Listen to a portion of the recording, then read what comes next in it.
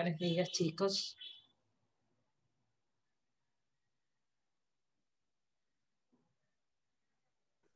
Buen día, doctora. Buen día. Buen día, doctora. Hola, Armando, ¿cómo estás? Bien, doctora. Estamos bien. ¿Cómo estás? Buenos días, Miss. Hola, buenos días.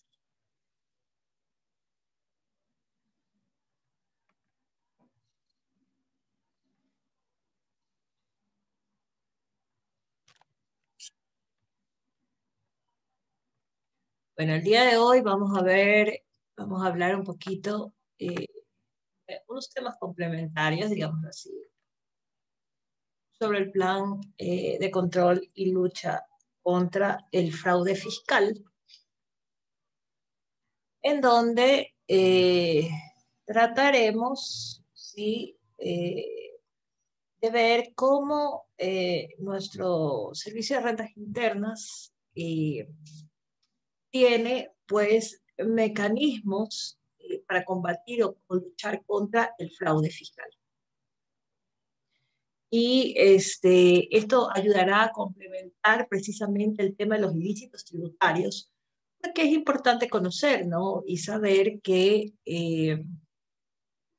la administración tributaria sí tiene implementado pues algunas acciones, digámoslo así, en donde combate precisamente el fraude fiscal, es decir, evita que eh, los contribuyentes caigan o incurran en ilícitos o faltas reglamentarias también, ¿no? O contravenciones. Entonces, es importante que ustedes lo conozcan y lo tengan, digamos, como parte de sus conocimientos, precisamente para poder asesorar el día de mañana a las instituciones en las que puedan ir a trabajar, ¿no?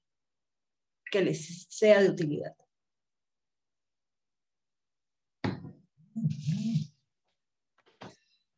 Bien, en virtud de que ya están llegando la mayoría de sus compañeros, pues bueno,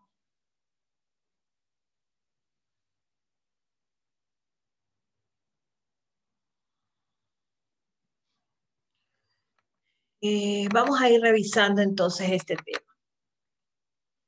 Lo vi, me gustó muchísimo, más que nada porque fíjense que cuando les comenté a ustedes el tema del control fiscal, ¿verdad? Que les decía, el Estado invierte, ¿sí? En poder mejorar o poder, digamos, en tener instrumentado un mejor control en los temas o en la materia tributaria, ¿verdad?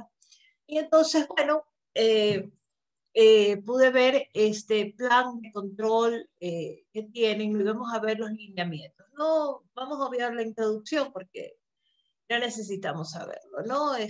Realmente son mecanismos que están contenidos en estos lineamientos y estrategias que han definido, sí que lo vamos a poder comprobar y que, bueno, ya algunas de ellas yo les he podido, digamos, conversar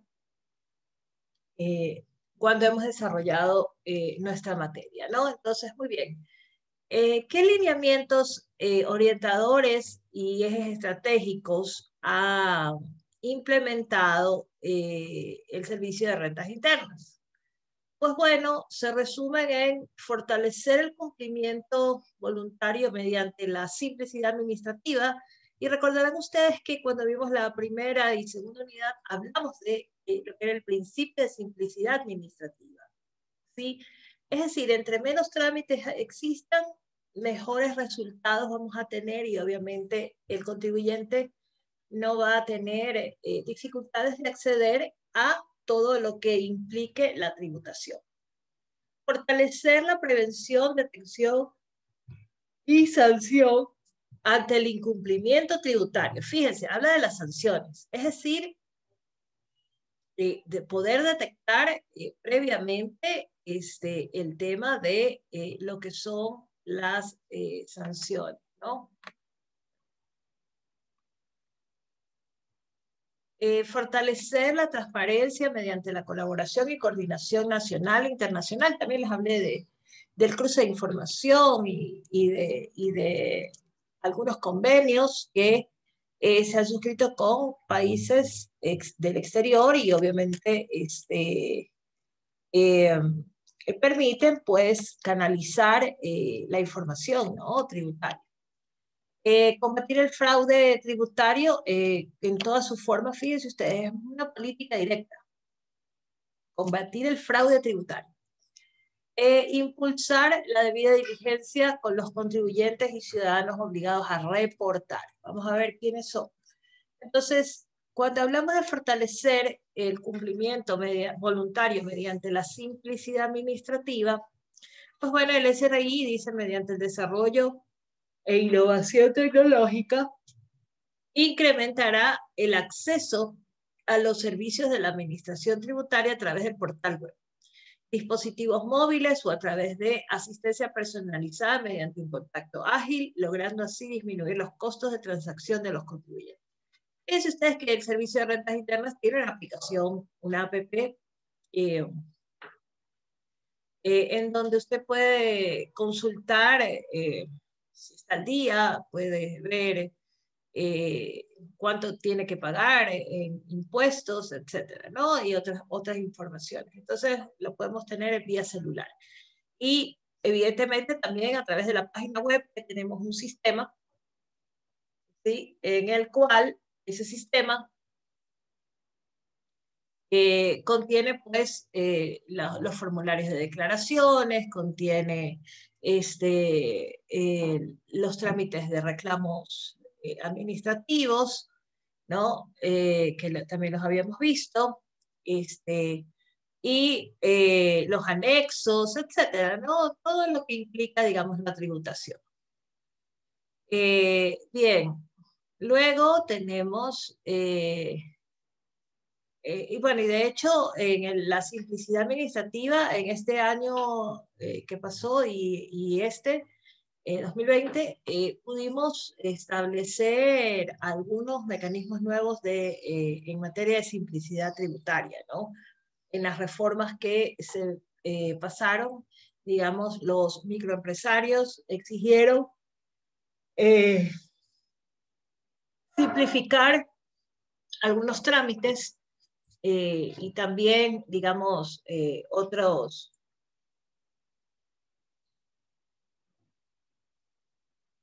procedimientos de declaraciones tributarias de información, en donde habían 10 formularios, los redujeron a, me imagino que a 5, me parece que era. Pero bueno, eso es lo importante, ¿no? Saber que la información sea canalizada de manera tan puntual o con determinados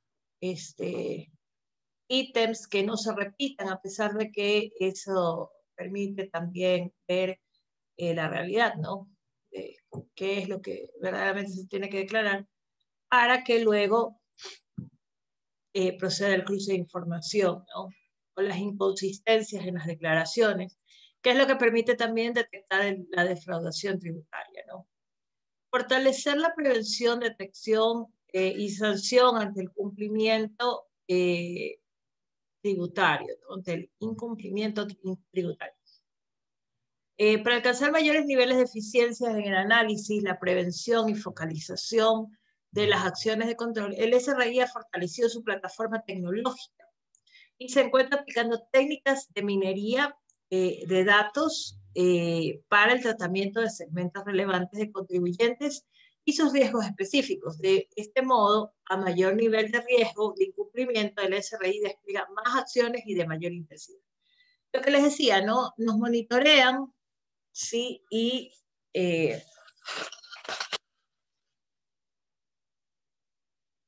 perdón que hoy amanecí alérgica. Me imagino que ha de ser que ha caído ceniza o alguna otra cosa, o el cambio de clima. Bien, Entonces, en esta prevención, sí, para sancionar o la detección de el incumplimiento tributario, pues el SRI ha fortalecido su plataforma, sí, tecnológica y, digamos, maneja un sistema de riesgos, ¿no? Es decir, alertas en ciertos movimientos que en el momento de que sean inusuales van digamos, a detectar precisamente si es que se puede incurrir en el cometimiento de una infracción o un incumplimiento tributario. Fortalecer la transparencia mediante la colaboración y coordinación nacional e internacional. Yo les había explicado y les había comentado que no solamente el Servicio de Rentas Internas, sino también el Servicio Nacional de Aduanas tiene bases de datos que cruzan información. Fíjense ustedes que dice, en la actualidad el SRI mantiene convenios de intercambio de información con alrededor de 90 instituciones tributarias, ¿no? De las cuales pues obtiene datos de diversa índole, ¿sí? De diversos negocios económicos, ¿no? A eso se refiere. Y también se cuenta con información proporcionada por los contribuyentes a través de los anexos establecidos en la norma. Es decir, los anexos que el mismo Servicio de Rentas Internas le hace al contribuyente que declare, ¿sí? A más del formulario de los formularios que son de declaraciones, hay unos anexos, ¿sí? Igual que los anexos de precios de transferencia, en donde podemos ver la operatividad de las distintas actividades económicas que están autorizadas por este Servicio de Rentas Internas. Dicha información es utilizada en un proceso de control, ¿sí? Sin embargo, y con el fin de transparentar las acciones del SRI, se han creado visores tributarios, fíjense ustedes, mediante los cuales se pone a disposición de la ciudadanía en general información referente a empresas fantasmas, grupos económicos, grandes contribuyentes, contribuyentes especiales, juicios. ¿Sí? Es decir, esa información está cargada en la página del Servicio de Rentas Internas. ¿Para qué? Para que pueda ser validada por los contribuyentes, ¿sí? Entonces, el día de mañana, de hecho, por ejemplo, el Servicio de Rentas Internas tiene una parte, digamos, en el sistema en donde usted puede verificar la validez del comprobante de venta, ¿sí? Entonces, pone el número de la factura y dice, esta factura está vigente, ¿sí? Y a eso se refiere. Lo podemos hacer en línea, en el momento en el que al sector financiero le llega una factura, ¿sí? Y puedo también verificar si esa razón social está declarada como una empresa fantasma, o pertenece a grandes contribuyentes, o pertenece a contribuyentes especiales, ¿sí? O tiene procesos judiciales, fíjense ustedes. Entonces, yo puedo validar esa información, y eso permite fortalecer la transparencia mediante la colaboración pues, nacional e internacional, ¿no?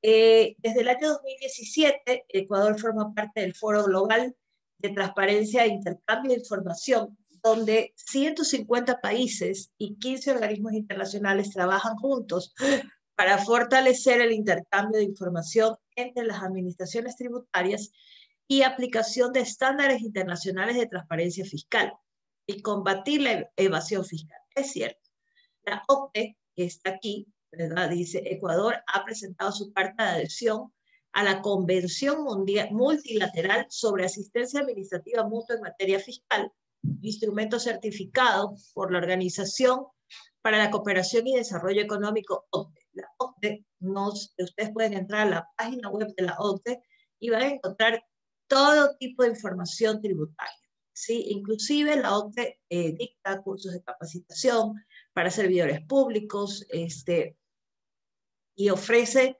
digamos, información a estos países, ¿sí? Y sobre todo el empleo de técnicas para poder controlar o evitar la evasión fiscal a nivel mundial, ¿sí? Porque son 150 países, como dice, 15 organizaciones internacionales. intervienen. Es decir, estamos cubiertas casi la mayoría de los países en materia fiscal. Y recordarán ustedes que también les comenté que en materia fiscal estamos hablando de fiscalidad internacional, ¿no? Es decir, una globalización, por así calificarlo, de la tributación, y por lo tanto nos permite precisamente cruzar información de tal forma que, porque no crean que los sistemas evasivos o elusivos nacen de todas las jurisdicciones, ¿no? O de todos estos países, sino que, perdón, se me fue la página, sino que también nos permite, digamos, conocer cuáles son esas técnicas que se usan, ¿no? Qué tipo de figuras jurídicas elusivas se pueden implementar, y bueno, es lo que hace que esta organización permita absorber de todos los de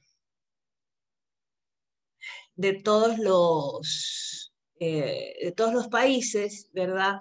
Identificar cómo proceden, cómo actúan, ¿sí? Y cómo, digamos, se controla o se monitorea esta evasión fiscal.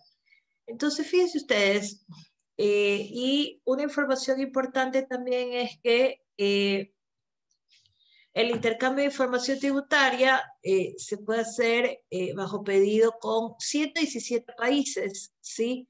Que actualmente forman parte de esta convención, así como la suscripción de acuerdos específicos para intercambiar información de forma automática de cuentas financieras con al menos 98 países. Es decir, de esos 150 países, con 98 países el Ecuador puede requerirle las cuentas financieras. Es decir, rastrear el dinero, ¿verdad?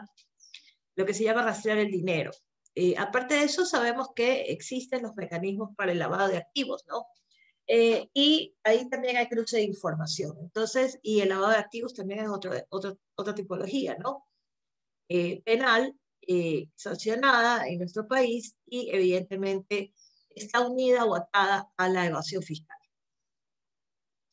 Bien, combatir el fraude tributario en todas sus formas. A partir de las normas antielusión, y esto es correcto, las últimas reformas tributarias que hemos tenido, podría decirse, más de 10 años atrás, bueno, o 10 años atrás, se han venido implementando normas antielusión, ¿sí? Uno de ellos es el impuesto a la salida de divisas, ¿sí? El impuesto a la salida de divisas es una medida antielusión.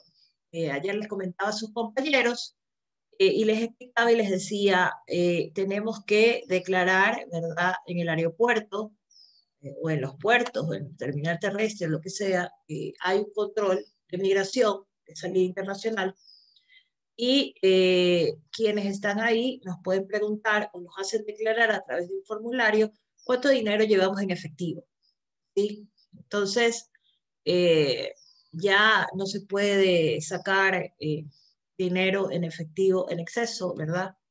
Y lo puede sacar siempre y cuando pague el ISD, ¿sí? Si paga el tributo, y obviamente esta persona pues declara la licitud de esos fondos, ¿no? Entonces, esa información va al lavado de activos y va también al servicio de rentas internas. Sobre todo en la carga impositiva, ¿no? El ISD. Entre otras medidas elusivas, de ilusión, antiilusión, que, digamos, se han podido identificar en la materia tributaria. Pero como gran ejemplo es el ISD, ¿no? Bien, y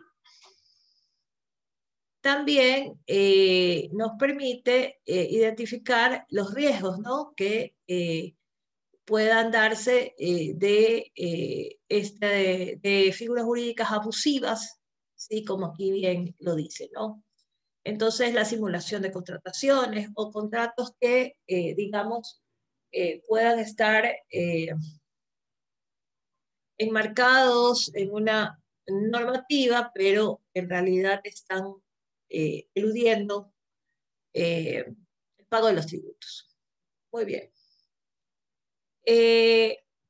Podemos, perdón, la quinta forma o lineamiento es impulsar la debida diligencia de los contribuyentes o ciudadanos obligados a reportar. Sí, el SRI dice como parte de su constante lucha por el aseguramiento del cumplimiento tributario, ha incorporado en sus procesos el concepto de debida diligencia, ¿sí? Que no es más que la aplicación de procedimientos eficaces y oportunos, ¿ya? Para identificar a la contraparte de la entidad y al beneficiario final de una transacción, ¿sí?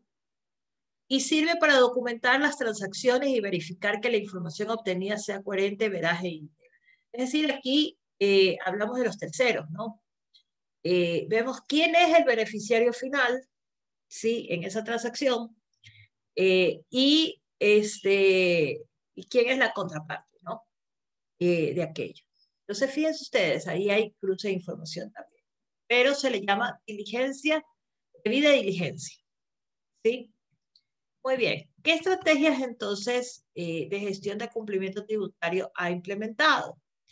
Pues bueno, en el tema de renta, sí, es decir, el impuesto a la renta, el combate a las empresas fantasmas, ¿no? Dice, el uso de empresas fantasmas refleja un esquema de planificación fiscal agresiva.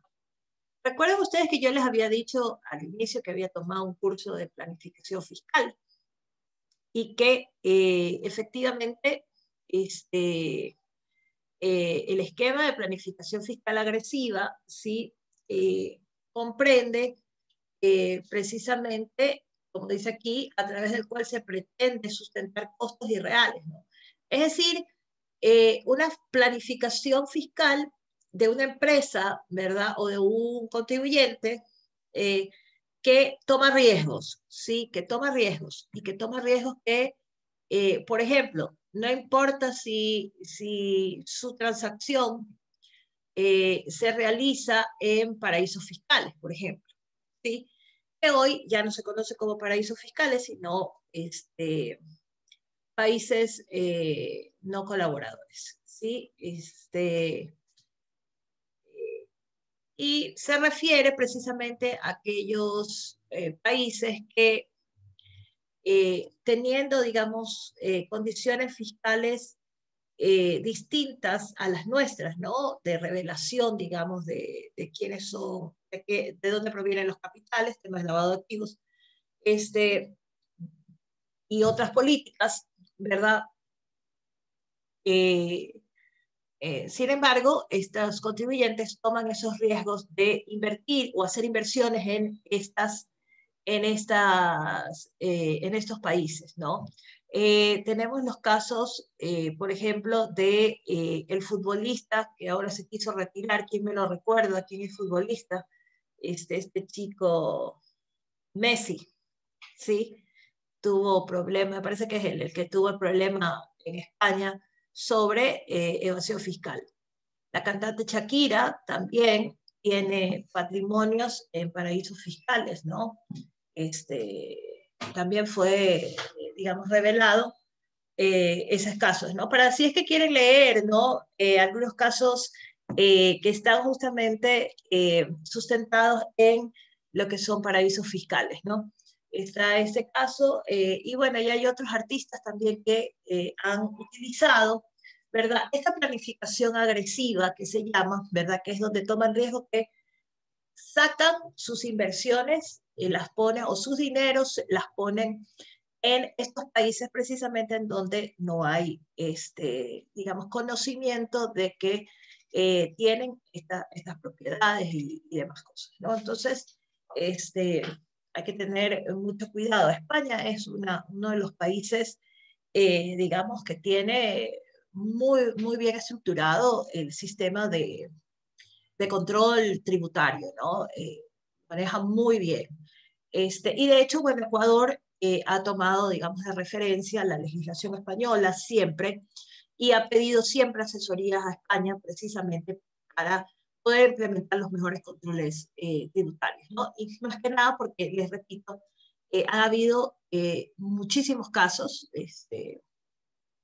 también hubo el caso de los mismos reyes de España, una de las hijas, ¿no? De las infantas, estuvo metida en problemas, precisamente una fundación, fíjense ustedes, y tuvo problemas fiscales, ¿sí? Entonces son algunos casos interesantes, importantes, digamos, en la tributación a nivel internacional, ¿sí? Y por eso yo les decía que esta materia nos queda corta, no solamente ver el aspecto nacional hasta llegar al proceso, a los procedimientos internos, sí, porque en realidad el derecho tributario internacional ha aportado muchísimo a las reformas y a las mejoras y sobre todo a poder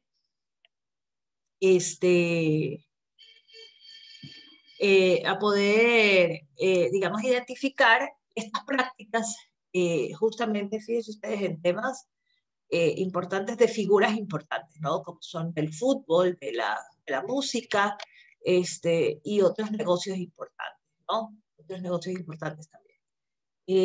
Han habido empresas petroleras también han tenido problemas, algunos negocios, digamos, bastante importantes han estado, digamos, en estas condiciones, ¿no? Por el uso de los denominados paraísos fiscales. Bien, también el ingreso por operaciones inusuales, ¿no? Este control está dirigido a la detención temprana, fíjense ustedes, y notificación ágil de contribuyentes con operaciones económicas atípicas, ¿sí? Que no guardan relación con sus ingresos declarados o que no hayan presentado declaración. ¿Sí? Fíjense ustedes, actuaciones atípicas, es decir, negocios jurídicos o negocios que no son comunes de esa actividad económica y que ahí va, digamos, la detección temprana con esos contribuyentes, ¿no? Y bueno, y la no presentación de las declaraciones. Es decir, en el momento en el que ya usted no empieza es una falta reglamentaria, ¿verdad? El no presentar oportunamente las declaraciones, pues entonces si es muy constante, si está pasando algo y esa empresa tiene algún problema de liquidez, ¿sí? O tiene algún problema de que no está funcionando bien, ¿no? Fíjense ustedes que con el tema del ISPOL, ¿no? Y las declaraciones exageradas de la ministra, ¿no? Romo. Y digo exageradas porque realmente queda muy mal saber que ella pertenece al directorio y no conoce de las actuaciones y ya han pasado 4 años y recién ahora se viene a enterar de este problema y ha pertenecido los 4 años. Bueno, no los 4 años porque tuvo en otras funciones, pero en el último tiempo en el que ha desempeñado este cargo, no se podía enterar de este tipo de cosas, ¿no? Entonces suena absurdo. Pero la falta de control, ¿no? Que ella establece no es real teniendo digamos, el tema tributario que es bastante preciso, ¿sí? Y aparte de eso, otros controles, como los tiene pues la Superintendencia de Compañías en su momento y la de Bancos en su momento, porque eran operaciones que primero estuvieron en la Superintendencia de Bancos y luego pasaron a la administración de la Superintendencia de Compañías por competencia, ¿no? Pasaron para acá estos fondos. Sin embargo, lo que quiero, digamos, decir es, tenemos los controles, sabemos perfectamente que las auditorías no necesariamente tienen que buscar el fraude, ¿sí? No necesariamente es un control de legalidad, lo que realmente manifiestan, es decir, y tomar los correctivos en la legalidad, es decir, no hay que hacer esto, por ejemplo, en el tema de la planificación fiscal, ¿no? Agresiva, ¿no? Entonces ya hoy los equipos auditores, que son los equipos auditores que hoy se conocen como compliance, ¿sí? Compliance es un mecanismo de auditoría que permite justamente ver los temas tributarios y ver las planificaciones agresivas o no dentro de, digamos, el mercado tributario, ¿no? O de las actividades económicas, digamos, que son, digamos, visualizadas por el Servicio de Rentas Internas y otros organismos, ¿no? Muy bien, entonces estas operaciones inusuales también son un mecanismo de alerta, sí, que está implementado y que está en un modelo, fíjense, de inteligencia automatizada. Es decir, que tienen componentes en donde van a poder detectar un sistema de alerta, digamos así, ¿no? Entre las principales operaciones inusuales identificadas, dice, está la compra reportada por terceros, testaferros, inversiones, movimientos internacionales de divisa, el ISD, lo que les decía, entre otros. El universo de contribuyentes para analizar asciende a 300.000 contribuyentes con los ejercicios fiscales 2013 y 2017, es decir, en todos esos periodos, ¿no? El 2013 y el 2017. Tiene 300.000 contribuyentes identificados, monitoreados en esas, es decir, están en la base de datos en donde se le controla o supervisa este tipo de prácticas inusuales, ¿sí? O lo que conocemos como inversiones, salida de divisas y el manejo de terceros, ¿no? De bienes de terceros. Entonces eso tenemos que tomarlo en consideración. El control patrimonial e incremento patrimonial injustificado, ¿no? El Servicio de Rentas Internas, asimismo, tiene 4.000 contribuyentes identificados, ¿sí? En donde se monitorean sus declaraciones patrimoniales, ¿sí? Sobre qué, digamos, qué es lo que monitorea o cuál es la base o cuáles son los índices de riesgo que ellos miden, pues es el alto patrimonio que se tiene o la baja de carga fiscal, ¿sí? Alto patrimonio y baja carga fiscal, es decir, tengo mucho patrimonio, muchos bienes, ¿sí? Pero tributo poco, ¿ya? Esto pues lo hemos podido ver a través de los escándalos que han ocurrido en el país con los asambleístas y con, digamos, algunos políticos importantes dentro del país, ¿no? Entonces dice, ¿cómo es posible que ya lo hemos visto, ¿no? Que algunos políticos han declarado bajos ingresos, ¿sí? O pocos ingresos, y sabemos que son dueños de bienes no solamente dentro del país, sino también fuera, ¿no? Que tienen inversiones. Y todo eso tiene que ser declarado, ¿sí? Y el control al incremento patrimonial injustificado, es decir, todo aquello que pueda, digamos, ser obtenido de manera ilegal o por corrupción, ¿no? Es decir, ahora que hemos visto este caso de la repartición del hospital, de la construcción del hospital de Pedernales, ¿no? La pregunta es, ¿cómo esos asambleístas justificaron en su declaración patrimonial el que les hayan dado 10.000, 20.000, 30.000 dólares o 300.000 dólares, sí, de la nada, ¿no? Entonces hay que justificar hasta el último, hasta el centavo que obtenemos.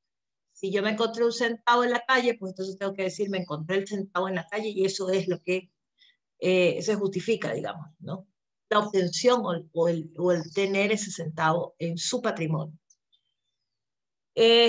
También busca el incremento patrimonial de grupos económicos y de personas naturales con riesgos, ¿no? Y ahí están, pues obviamente, la carga política y los grandes grupos económicos o las personas que, por ejemplo, cómo llegaron al señor Noboa, ¿no? La declaración patrimonial. Bien, también hay segmentos sujetos a control, ¿sí?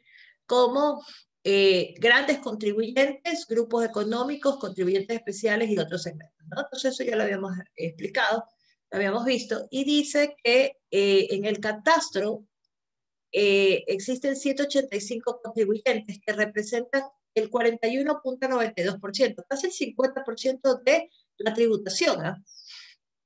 De la recaudación nacional.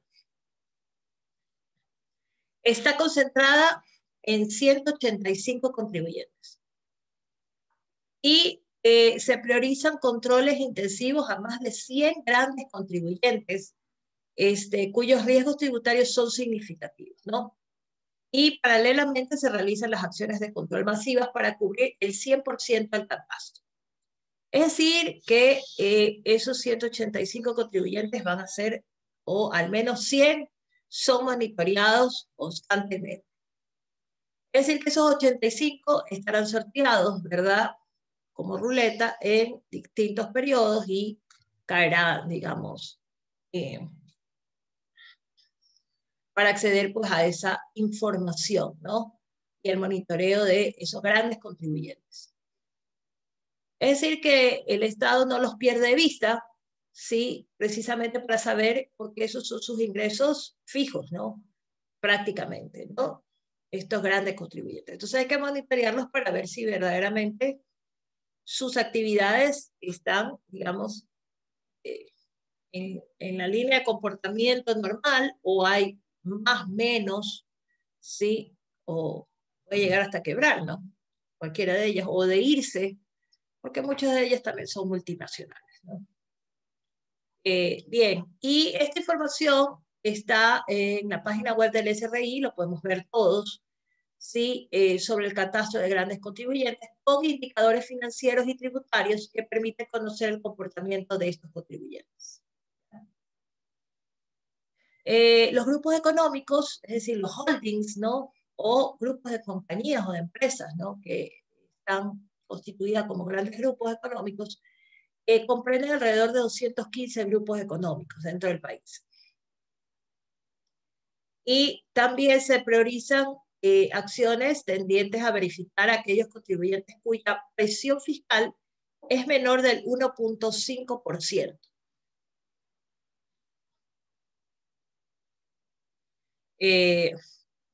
Y por otra parte, dice el reglamento para la aplicación del régimen tributario interno, en su artículo 5, dispone que deberá informarse sobre la conformación de los principales grupos económicos del país y su comportamiento tributario. Es decir, que tiene que publicarse esta información, ¿no? De los grupos económicos, cómo tributan también. La cosa son los grandes contribuyentes, solos, una empresa, ¿sí? Y grupos económicos, hablamos de grupos de empresas o grupos empresariales que están, digamos, conglomerados, asociados y que pertenecen a determinados accionistas, más de uno, varias empresas nacionales, internacionales, y debemos de conocer cómo tributan ellos. Los contribuyentes especiales, que son 5.000 contribuyentes especiales que se monitorean, ¿sí? Y se enfocan en la transaccionalidad y riesgos tributarios que puedan existir, ¿no? Es decir, entre las transacciones que realizan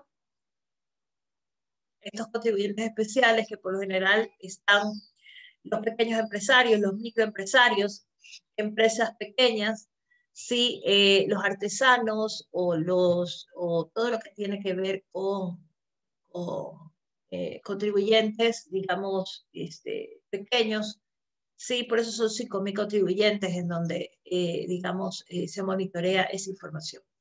Y en otros segmentos, pues, se relacionan con los aspectos mineros y proveedores del Estado y altos patrimonios. Entonces, fíjense ustedes, 3 puntos que son escándalos que hemos visto últimamente. En el caso de la minería, Hemos tenido algunos casos de temas mineros, ¿no? De evasión fiscal, precisamente por el manejo sí, de los lingotes de oro, o de piedras preciosas, o de materiales, digamos, minerales que tienen mucho valor, ¿sí? Y que hay un mercado negro, hay tráfico de estos materiales, ¿no? Y han habido impresiones también que se han podido detectar, digamos, de malas prácticas o prácticas o transacciones inusuales, o evasivas o elusivas de tributos, ¿no? Proveedores del Estado, casos de corrupción, lo hemos visto, el tema de los hospitales, ahora con el COVID, ¿sí? Será una estadística importante que tendríamos que estar pendientes al final del año, cómo van a arrojar los números del Servicio de Rentas Internas, y se refiere pues a los proveedores del Estado, ¿no? Básicamente, es decir, a los contratistas del Estado. Y bueno, y los altos patrimonios que lo vimos en lo que es la declaración patrimonial, pero sin embargo también de los altos patrimonios, porque existen, ustedes saben, empresas que tienen escondidos los bienes, ¿no? Entonces, los patrimonios. Y eso también genera una alerta y seguimiento de cómo se da movimiento a esto, ¿no? Entonces, tengo una compañía con un solo accionista y ese accionista tiene puesto ahí una casa. ¿Qué productividad? Y dice, actividades de bienes raíces. Nunca han vendido la casa. ¿Ven? Entonces, son cosas que se las comento para que ustedes tengan, pues, ¿no? La visión práctica de esta materia, ¿no? De esta materia. Muy bien. En los temas de IVA, de ICE, ISD, obligaciones mineras, activos en el exterior, botellas plásticas y tierras rurales, que son botellas plásticas, impuestos a las botellas plásticas y tierras rurales en relación a las tierras rurales, el tema de la información tributaria, pues bueno, tienen en el IVA omisión de ventas. Siempre pida factura. Nunca, ¿quiere factura? Con factura o sin factura. Siempre factura. Así sea cero el IVA, así sea 12%, tiene que estar declarado, tiene que estar desglosado, tiene que venir, tiene que tener ese respaldo. La omisión en las ventas, ¿sí? Esa omisión en las ventas puede trascender a un delito fiscal. IVA diferido, IVA de clientes de empresas instrumentales, ¿sí? Esos son los tres rangos que monitorea, digamos, el Servicio de Rentas Internas. Igual pasa en el ICE, impuesto a los impuestos a los consumos especiales, el ISD, impuesto a la salida de divisas, ¿sí? El tema de las minerías, el tema de activos en el exterior, botellas plásticas y tierras rurales. El control del adecuado cálculo de la base imponible, las exenciones, el uso indebido de las exenciones. Fíjense ustedes, el Servicio de Rentas Internas las monitorea, ¿sí? Y lo vimos como delito fiscal. El control de IVA en clientes en empresas instrumentales, es decir, cruza la información con el IVA declarado.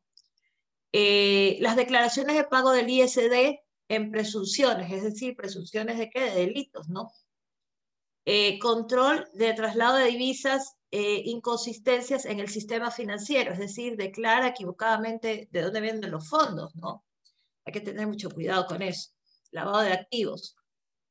De ahí salen, tiene lavado de activos. Dice, ¿cómo saben? Aquí está. Esta es la información. Este plan de control de ¿cómo se llama? Del tema de evasión o de fraude fiscal, ¿no? Y en las estrategias de fiscalización internacional, que digamos es el cruce de información que se hace, ¿verdad?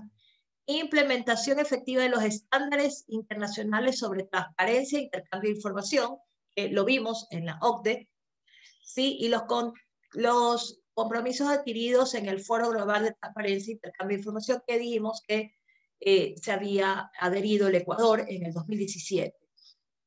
Las acciones para lograr la adhesión del Ecuador en la Convención multilateral sobre asistencia administrativa mutua en materia fiscal, con el objetivo de intercambiar información con más de 115 países y gestionar la recepción de la información automática, fíjense, de cuentas financieras, ¿ya? Es decir, se solicita y se envía la información de manera automática. No hay que, déjeme ver, ya lo pienso, ya le envío y esto. No, es automática. Inmediatamente se responde. Y eso es un gran avance y es una realidad. Lo vimos en planificación fiscal. O sea, es un hecho. Lo cual permitiría la ejecución de controles efectivos sobre rentas de residentes ecuatorianos. Es decir, de dónde está percibiendo la renta, ¿no? Porque yo puedo tener inversiones en el extranjero y recibir una rentabilidad, ¿sí? Pero tengo que declararle en mi país si es que viene para acá y hago uso de ella, ¿sí? Entonces, hay que tener mucho cuidado con ese tipo de información, ¿no? Y obviamente saber las reglas del país de origen, donde están las inversiones, y obviamente nuestra tributación, que también tiene que ser declarada, ¿sí? Tenemos que declarar si es que tenemos patrimonios en el exterior. Control de operaciones transfronterizas con empresas relacionadas, ¿sí? Lo que les decía, empresas relacionadas, yo tengo una empresa aquí en el Ecuador, pero tengo una sucursal en Estados Unidos, o a la inversa, ¿verdad? Entonces, todas las transacciones que se hagan, ¿verdad? Que son la remisión de estos dineros o se llama remesas también, ¿sí? O pagos al exterior, estarán en este control de operaciones transfronterizas. O sea, todas las transacciones internacionales es uno de los mecanismos directos de fiscalización internacional que tiene implementado el Servicio de Rentas Internas en este plan de control del fraude fiscal. Y el control de esquemas de planificación fiscal internacional agresiva, ¿no? Lo que les decía, bueno, quien toma riesgos en hacer inversiones en los denominados paraísos fiscales, pues estarán siempre monitoreados, ¿no? Quien haga una planificación fiscal, digamos, más suave, es decir, conservadora, o pasa por estos países en donde se puede obtener información, pues no habrá ningún problema más. Sin embargo, no significa que puedan caer en el fraude fiscal, ¿no? Pueden caer también, ¿no? Porque recuerden que hay muchos mecanismos en donde se puede cometer un fraude fiscal, ¿no? Vimos 19 tipologías de defraudación y evidentemente pues estaríamos no solamente en temas de planificación fiscal, sino en otros tipos o en otras actividades o acciones que puedan realizar estos contribuyentes. Entonces, yo creo que con esto, con esta explicación y con esta información que tenemos, sí, hemos podido tener mucho más claro el tema de cómo la administración tributaria cuenta con la información necesaria, ¿sí? Y además de contar con la información necesaria, permite combatir el fraude fiscal, ¿sí? Creo que debemos de confiar en nuestro sistema. Tenemos una administración tributaria que inclusive no hemos tenido escándalos de corrupción como habían mucho antes de que llegara la economista Elsa de Mena, ¿sí? No ha existido, digamos, sus funcionarios han tenido un código de ética bien planteado, ¿sí? Y no digo que sea perfecto el sistema porque lo hemos podido ver, vimos el caso de Noboa que tenía algunas torpezas, digámoslo así, o algunos tropiezos al momento de poder determinar el riesgo fiscal que el Servicio de Rentas Internas quería identificar o quería, digamos, probar que no se había hecho la correcta tributación. Sin embargo, como ustedes pueden ver, la información la tenemos, estamos adheridos, estamos actualizados, estamos modernizados, tenemos la tecnología, ¿sí? Y además está decir que en materia de control fiscal, que era un poco lo que criticaba la doctrina, ¿verdad? Repito, nos puede faltar, pero tampoco es que estamos en pañales, ¿no? Es decir, no estamos en inicios, tenemos muchos mecanismos y obviamente ese es el reto de cualquier gobierno, ¿sí? De siempre mejorar el tema de las rentas internas, ¿no? El tema de las rentas. Entonces, espero que les haya interesado este tema, que